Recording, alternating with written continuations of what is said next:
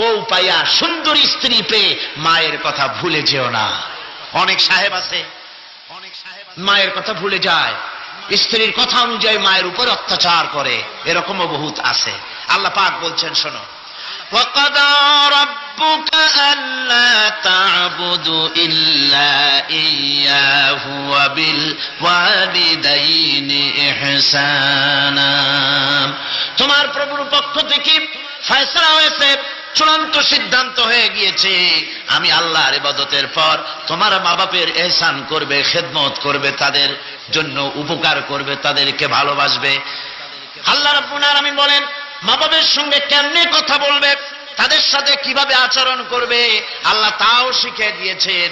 আল্লাহ পাক বলেন ওয়ালা তাকুল লাহুমা وَقُلْ لَهُمَا قَوْلًا كَرِيمًا। মা বাবার সাথে সম্মানজনক কথা বলো।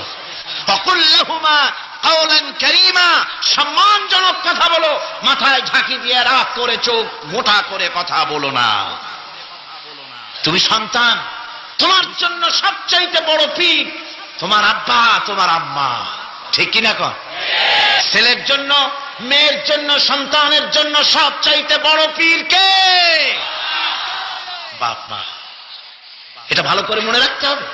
আপনার মাওলানা সাহেবদের দোয়া, পীর সাহেবদের দোয়া কবুল হতেও পারে, নাও হতে পারে, 50-50 সম্ভাবনাও আছে, আবার সম্ভাবনা নাই। কিন্তু মা বাবার দোয়া কবুল হবে 100% সিউরিটি রয়েছে। রাসূলুল্লাহ বলেছেন 3 জনের দোয়া কবুল হবে, মুস্তাজাবুদ দাওয়াত। কয়জনের দোয়া কবুল হবে? আল্লাহ রাব্বুল আলামিনের হাবিব বলেন 3 জনের দোয়া কবুল হবে আল্লাহর দরবারে। তার মধ্যে একজন হলেন মাজলুম ব্যক্তি, যে ব্যক্তি অত্যাচারিত, যে ব্যক্তি মুসাফির, প্রবাসী, তার দোয়া কবুল হবে। আর মা বাপ যদি সন্তানের জন্য দোয়া করে, ওই দোয়া আল্লাহ রাব্বুল আলামিনের দরবারে মঞ্জুর হয়ে যায়। আল্লাহ রাব্বুল আলামিন মা বাপ সম্পর্কে বলেন, মা বাবের জন্য আমার কাছে দোয়া করবি বান্দারা, আমার কাছে দোয়া করবি। দোয়াটা আল্লাহ পাক শেখাচ্ছেন, রব্বিরহামহুমা কামা রব্বায়ানি সাগীরা। পড়েন সবাই, রব্বিরহামহুমা কামা রব্বায়ানি সাগীরা। একটু জিকির করেন, লা ইলাহা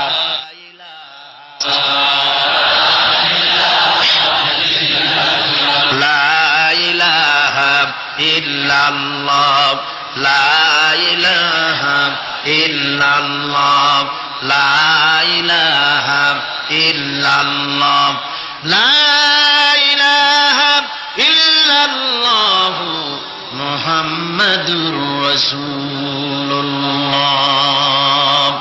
আমার ভাইরা, আল্লাহ পাক শিখাচ্ছেন, বান্দা তোর মা বাপের জন্য আমার কাছে দোয়া কর। আয় আল্লাহ, আয় রব, আয় আমার প্রভু, আমার মা বাপ যেমন ছোটবেলায় আমাকে স্নেহের কোলে লালন পালন করেছে, আয় আমার আল্লাহ তুমি আমার মা বাপকে তোমার রহমতের কোলে লালন পালন করো।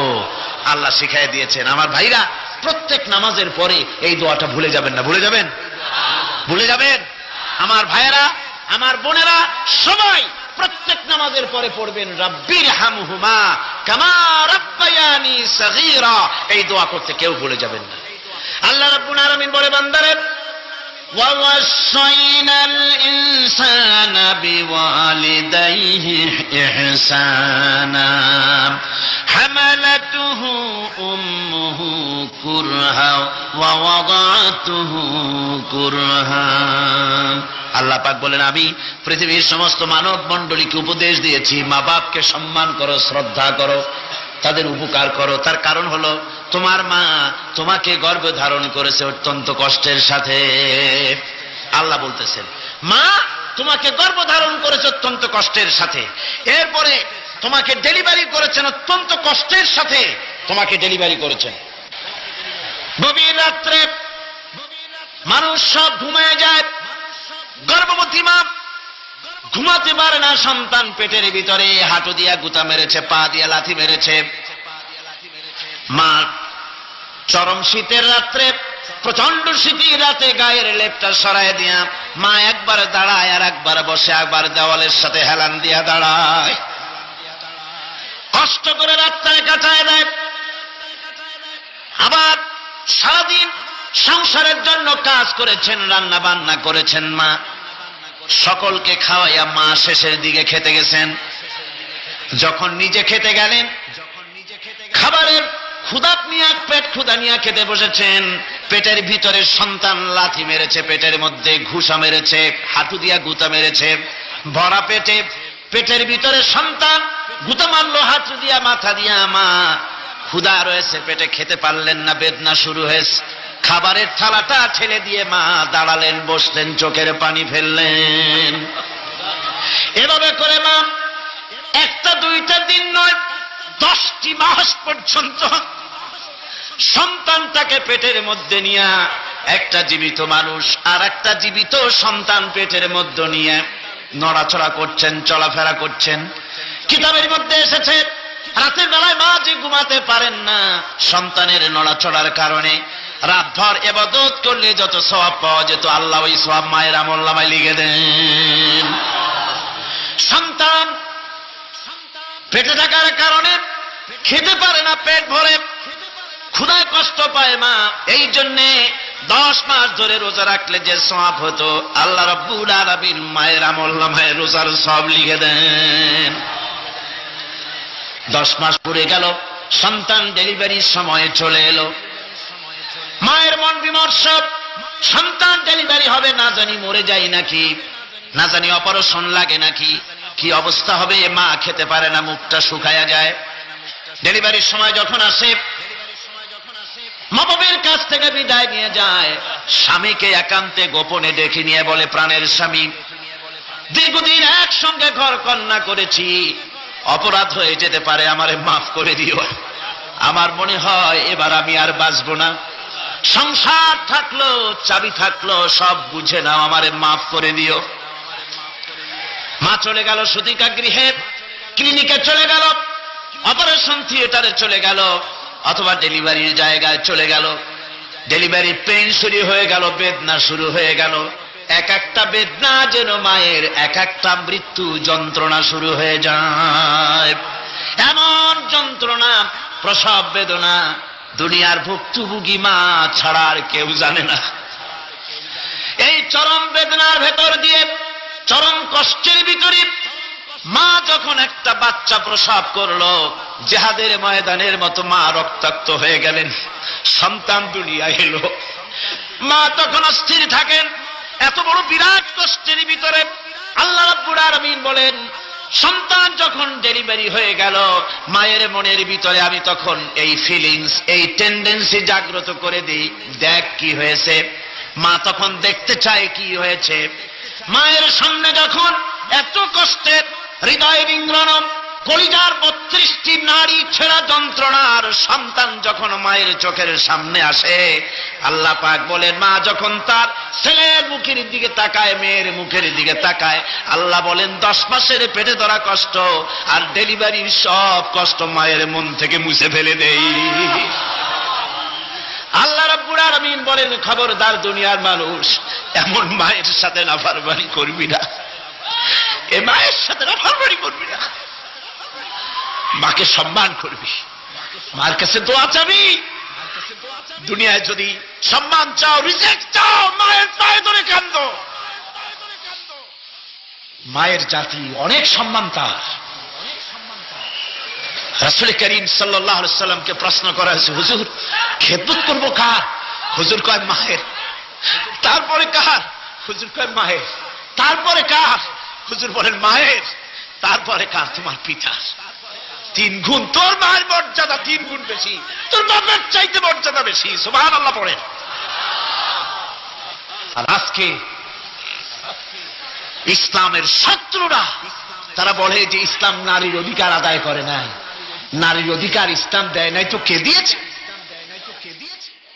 আমার বন্ধুগণ, বিশ্বনবী জনাব মুহাম্মদ রাসূলুল্লাহ সাল্লাল্লাহু আলাইহি ওয়াসাল্লাম মসজিদে নববীর ভিতরে বসে আছেন। এক বৃদ্ধা মহিলা মসজিদের মধ্যে প্রবেশ করলেন। হুজুর বৃদ্ধাকে দেখে দাঁড়ায় গেলেন, বিশ্বনবী বুড়ি মেয়ে লোককে দেখে দাঁড়ায় গেলেন। আল্লাহর নবী বুড়িকে দেখে দাঁড়ালেন। বুড়ি যখন কাছে এলেন, আল্লাহর নবী নিজের গায়ের চাদর বুড়ির জন্য বিছায়া দিলেন। বুড়ি বসলেন। এরপরে কথাবার্তা সারার পর বুড়ি যখন বিদায় হবেন, হুজুর আবার দাঁড়ালেন। বুড়ি মহিলা চলে গেলেন। সাহাবায়ে কেরাম বলেন, ইয়া রাসূলুল্লাহ, কিছুই বুঝলাম না, একজন বৃদ্ধা মহিলার জন্য বিশ্ব নবী দাঁড়ান আর গায়ের চাদর বিছান, আমরা বড় আশ্চর্য হয়ে গেলাম। নবীজি বলেন, ও আমার সাহাবীরা, তোমরা জানো না, এই মহিলাকে চিনতে পারো নাই? আমি আমার মায়ের দুধ আমার জীবনে কিসমতে তেমন হয় নাই, আমি আমার মায়ের দুধ তেমন কিসমতে পাই নাই।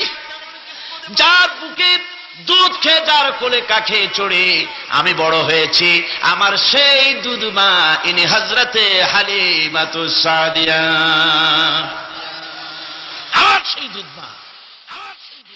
রাসূলুল্লাহ নিজে সম্মান দিয়েছেন মায়ের। খবরদার, মাকে অসম্মান করবেন না, মাকে সম্মান করবেন, মাকে শ্রদ্ধা করবেন। আমার বন্ধুগণ, আলেম ওলামা পীর বুজুর্গদের জন্য হাদিয়া তো দেন আপনারা, কোনো নিষেধ নাই, দেন। হাদিয়া দেওয়াও সুন্নত, নেওয়াও সুন্নত, দিবেন, আমি কোনো নিষেধ করি না। কিন্তু আমি বলতে চাই, পীর বুজুর্গদের কাছে, আলেম ওলামাদের কাছে হাদিয়া দিয়া আল্লাহরে যত না খুশি করতে পারবেন, এই ডালিম বেদানার মৌসুমে বেদানা একটা ভেঙে নিজ হাতে যদি মায়ের মুখে তুলে দেন, আল্লাহর আরশ খুশি হয়ে যাবে, আল্লাহর আরশ আজিম খুশি হয়ে যাবে, আল্লাহ পাক খুশি হয়ে যাবেন। মায়ের খাওয়াও, বাপকে খাওয়াও, তোমার সবচেয়ে বড় পীর তিনি। সুবহানাল্লাহ, সুবহানাল্লাহ। মা বাপ যদি একটু দোয়া করে দেয়, তোমার জিন্দেগীর কাম শেষ। একটু বদদোয়া করলে জাহান্নামে যাবা। কোন পীর সাহেব বদদোয়া করলে জাহান্নামে যাবে এমন কথা নয়, কোন মাওলানা বদদোয়া করলে দোজখে যাবে এমন কথা নয়। রাসূল বলেছেন, হুমা জান্নাতুকা ওয়া নারুকা, মা বাপ তোমার বেহেশত, মা বাপ তোমার জাহান্নাম। মা বাপ যদি অসন্তুষ্ট হয়, দোজখে যাবি, আর মা বাপ যদি খুশি, আল্লাহর জান্নাতে চলে যাবি। সুবহানাল্লাহ, সুবহানাল্লাহ, সুবহানাল্লাহ। মায়ের পায়ের তলে তোর বেহেশত। আমরা পুরুষ, আমাদের গত বছরও বলেছি, আমরা পুরুষ, আমাদের পায়ের তলে জুতা, আমাদের পায়ের তলে কি? শুধু জুতা। আর আমার মা, আমার মায়ের জাতি যারা এই প্যান্ডেলে বসে আছেন, আমার মায়েরা, বোনেরা, মায়ের জাতি যারা পৃথিবীতে, মায়ের জাতির পায়ের তলে আল্লাহর বেহেশত। সুবহানাল্লাহ। নারীর মর্যাদা ইসলাম দেয় নাই, কে দিয়েছে? আল্লাহ দিয়েছেন, আল্লাহর রাসূল দিয়েছেন। আমার বন্ধুগণ, হযরতে বাইজিদ বুস্তামি, ছোট্ট বাচ্চা ছেলে, গভীর রাত্রে মা অসুস্থ, পানির পিপাসায় জেগে উঠেছেন। বাবারে, পিপাসায় শেষ হয়ে গেলাম, পানি দাও। ছেলে ঘরের ভিতরে পানি না পেয়ে বাইরে দৌড়াদৌড়ি করলেন। অনেক দূর থেকে পানি নিয়ে এসে দেখেন মা ঘুমায় গেছেন। পানি নিয়ে দাঁড়ানো, পৌষ মাস, মাঘ মাসের শীতের রাত, ফজরের সময় মায়ের ঘুম ভেঙে গেল। তাকিয়ে দেখেন বাইজিদ দাঁড়ানো, হাতে পানি থরথর করে কাঁপছে। জিজ্ঞাসা করে, বাইজিদ তুমি দাঁড়ানো কেন? ছোট্ট বাচ্চা বলে, মা পানি চেয়েছিলে তুমি গভীর রাত্রে, পানি ঘরে ছিল না, অনেক দূর থেকে আনতে হয়েছে। মা বলছে, ঘুমাও নাই কেন গ্লাস ছুঁয়া? বাচ্চা বলে, ঘুমাই নাই, তুমি যদি আবার পানি চাও, সময় মতো যদি দিতে না পারি, মা তোমার কষ্ট হবে, এই জন্য ফজর পর্যন্ত আমি দাঁড়ায় আছি, কখন তুমি পানি চাও। মা হাতের থেকে পানি নিয়ে পান করলেন। বাইজিদকে বিছানার উপরে আরাম করে কম্বল দিয়ে ঘুম পড়াইয়া দিলেন। হযরতে বাইজিদের মা উযু করে ফজরের নামাজ পড়ে সিজদায় চলে গেলেন। চিৎকার মেরে কেঁদে বলেন, আমার রব, আমার আল্লাহ, আমি আমার বাইজিদের মা, আমি মা হয়ে বাইজিদের জন্য দোয়া করি। বাইজিদ আমার জন্য আজকে যা করেছে, আমি মা, আমার কলিজা ঠান্ডা হয়ে গেছে। আয় আল্লাহ, আমি বাইজিদের জন্য দোয়া করি, তুমি তাকে সুলতানুল আরিফিন বানাইয়া দিও। মঞ্জুর হয়ে গেল আল্লাহ পাকের কাছে দোয়া। আমার ভাইরা, আল্লাহ পাক বলছেন, খবরদার, আমার ইবাদতের পরে মা বাপ, আল্লাহর ইবাদতের পরে কারা? মা বাপকে সম্মান করো, শ্রদ্ধা করো, মোহাব্বত করো, কিসমত খুলে যাবে, কিসমত খুলে যাবে। মা বাপকে সম্মান করো। হযরত আবু হুরায়রা রাদিয়াল্লাহু তাআলা আনহু রাসূলের সামনে এসে কাঁদতেছে। হুজুর বলছেন, আবু হুরায়রা কাঁদো কেন? কাঁদো কেন?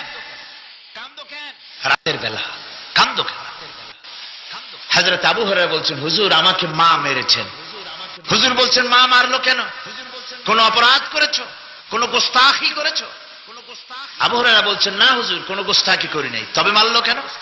হযরত আবু হুরায়রা বলছেন, হুজুর আমি আপনার দরবার থেকে ফিরতে রাত হয়ে গিয়েছিল। মা জিজ্ঞেস করলেন, আবু হুরায়রা এত রাত্রে কোথায় ছিলি? বললাম, আমি ছিলাম যে কদম চুমতে পারলে দুনিয়া ধন্য হয়, সেই দরবারে নববীর কদম মোবারক থেকে আসতে আমার দেরি হয়েছে। আমার মা মুশরিকা, আপনার নাম শুনে তার গায়ে আগুন জ্বলে উঠলো, আমাকে ধরে মারা আরম্ভ করলো। বলল, হয় আমার বাড়ি ছাড়বি আর না হয় মুহাম্মদ সাল্লাল্লাহু আলাইহি ওয়াসাল্লামের দরবার ছাড়বি। আমি বললাম, আমার মা, তুমি বুড়ি মানুষ, তোমার গায়ে যত শক্তি আছে সমস্ত শক্তি দিয়ে আমারে পিটাও, আমারে মারো। মারতে মারতে আমাকে বাড়ি থেকে তুমি বের করে দাও। তোমার বাড়ি শুদ্ধ, তামাম দুনিয়া ছেড়ে দিতে পারি, আল্লাহর নবীর কদম মোবারক ছেড়ে দিতে পারি না। হুজুর আমার মা আমাকে গলা ধাক্কা দিয়ে বের করে দিয়েছেন। হুজুর বলছেন, আবু হুরায়রা তোমার মা তোমাকে মেরেছে, তুমি আমার কাছে নালিশ করছো? আমার তো এখানে ইন্টারফেয়ার করার কিছুই নেই। সুবহানাল্লাহ, সুবহানাল্লাহ। মা তোমাকে মেরেছে, এখানে আমার করার কিচ্ছু নাই। বিশ্ব নবী বলছেন, এত বড় পাওয়ারফুল নবী, লেজিসলেটিভ পাওয়ার, সারে আল্লাহ তাকে বানিয়েছেন শরীয়ত প্রণেতা। কোরআন শরীফ, কোরআন শরীফই শুধু হালাল ও হারামের, হালাল এবং হারামের, বৈধ এবং অবৈধের সীমারেখা শুধু কোরআনই ঠিক করেন। রাসূলের জন্য আল্লাহ ছেড়ে দিয়েছেন। আল্লাহ রাসূলও হারাম, হালাল এবং হারামের বৈধ, বৈধতা অবৈধতার সীমারেখা নির্ধারণ করেছেন। এত বড় ক্ষমতা তার, এত বড় পাওয়ারফুল বিশ্বনবী, তিনি বলছেন মা মেরেছে, আমার করার কিছু নাই। চিন্তা করেন কত বড় কথা, এ কথার লোড কত। হযরত আবু হুরায়রা বলেন, ইয়া রাসূলুল্লাহ, মা মাকে মেরেছেন, আমি আল্লাহর নবীর কাছে মায়ের বিরুদ্ধে নালিশ করতে আসি নাই। বললেন, কেন এসেছো? হযরত আবু হুরায়রা বলেন, হুজুর এসেছি একটা কারণে। আমি জানি আল্লাহ নবী যদি আল্লাহর দরবারে হাত উঠায় কোনো জিনিস বলে, আল্লাহ রাব্বুল আলামিন সঙ্গে সঙ্গে মঞ্জুর করে নেন।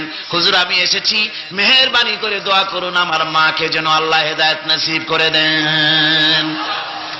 আল্লাহ নবী হাত উঁচু করে বললেন, আল্লাহুম্মা হিদি উম্মা আবি হুরায়রা, আয় আল্লাহ আমি দোয়া করি আবু হুরায়রার মাকে তুমি হেদায়েত নসিব করে দাও। রাসূলুল্লাহ দোয়া করছেন আর আবু হুরায়রা সমানে দৌড়াচ্ছেন। তিনি দৌড়াচ্ছেন, পিছন থেকে কয়েকজনে আবু হুরায়রার জামা টেনে ধরেছে, দৌড়াও। তাদের জানা আবু হুরায়রা খুব ভদ্রলোক মানুষ, কোন ঝড় ঝামেলার মধ্যে থাকে না, রাগ সাগ করে না, চিৎকার মারে না, দৌড় মারে না, এত ভদ্র শরীর, দৌড়ায় কেন? না জানি কোন বিপদ বুঝি ঘটে গেছে। পিছন থেকে জামা টেনে ধরে বলে, দৌড়াও কেন? হযরত আবু হুরায়রা জামা সাহাবীর হাত থেকে ছিনায় নিয়ে বলেন, জামা ছেড়ে দাও, আমাকে দৌড়াতে দাও।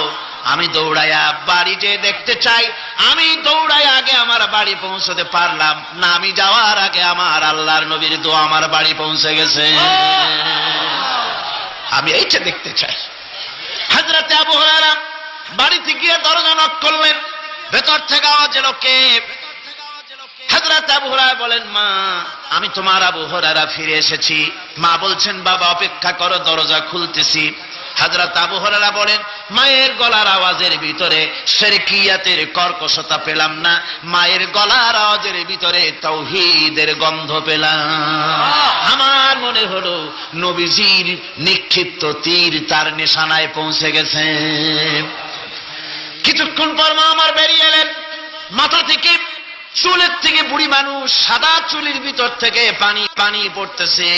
মা বলল, বাবারে তোমারে মারার পর আমি বড় অনুতপ্ত হয়েছি, অনুশোচনা করেছি, আমি গোসল করেছি, মনে মনে ভাবলাম আমার ছেলে তো কোনো খারাপ জায়গায় যায় নাই, কেন তারে মারলাম?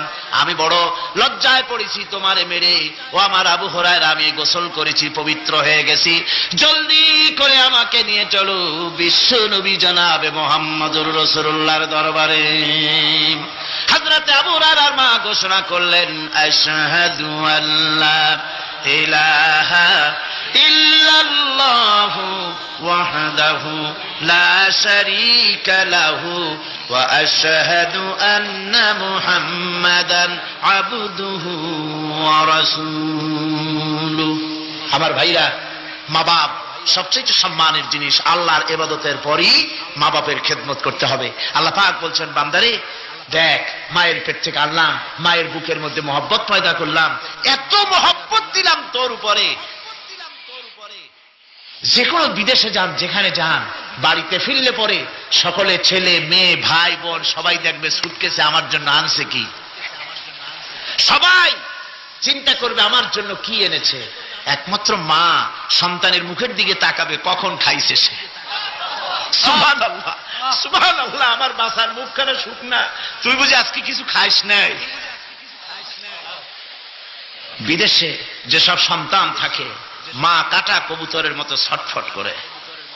আমার ছোটবেলার কথা আমি দেখেছি। শর্ষিলা মাদ্রাসায় পড়তাম, আব্বা টাকা দিতেন মাদ্রাসায় যাওয়ার সময়, আবার মা আবার মুরগির ডিম বিক্রি করা, বিভিন্ন জিনিস বিক্রি করা বা বাজার করা পয়সা, উদ্বৃত্ত কিছু পয়সা আব্বার অজান্তে আমার হাতের মুঠার মধ্যে দিয়ে দিতেন। যখন মাদ্রাসার দিকে রওনা হয়েছি, পর্দার আড়াল থেকে, দরজা থেকে দেখতাম, যতক্ষণ তাকায় দেখতেছি চোখ থেকে পানি দরদর করে পড়তেছে।